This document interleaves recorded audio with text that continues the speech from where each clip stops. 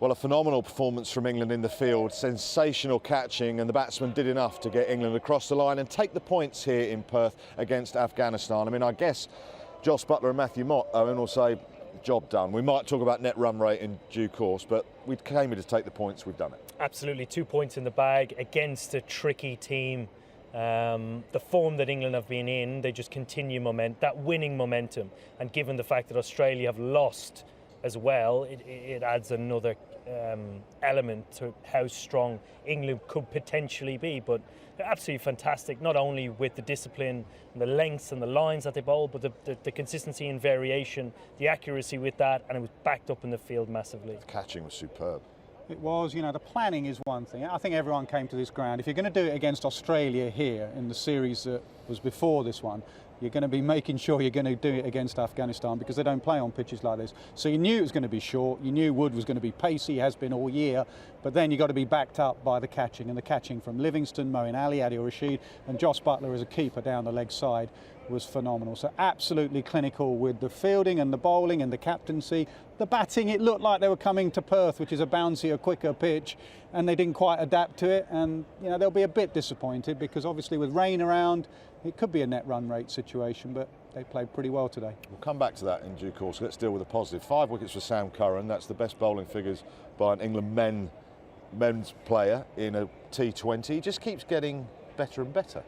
He does, and before the tournament started, you may think he might not get in the playing 11 if everyone had been fit. Topley had been fit, and Jordan You didn't had pick been. him. I did pick him actually, and then I left him out, and then I picked him again, to be honest. So he's that sort of cricketer that he just, every time he's out of the side, you sort of like, I'd like to get him in, and then when he plays, he's just like phenomenal with the bat in the field, and today with the ball. Really, he's very smart at the end of an innings. You'd think he's not like Mark Wood. He's not quick, but he seems to be quick enough, and he's very, very smart. He's a smart cricketer. I'll tell you, he was quick enough. Mark Wood, my word, that was pace. Do you think we get a bit carried away when we look at the speed gun, or is it great to see someone bowling that quickly, but with such accuracy? That's the key point, isn't it? Absolutely. Here, I think sitting in the position that we are, or up there in the gantry, it's great to see, but facing it is an absolute disaster. It's 95 miles an hour. I mean, with the level of accuracy that he shows as well. And I think given the level of fitness around the group, the likes of Jofra Archer, who aren't here, that can bowl at the same pace,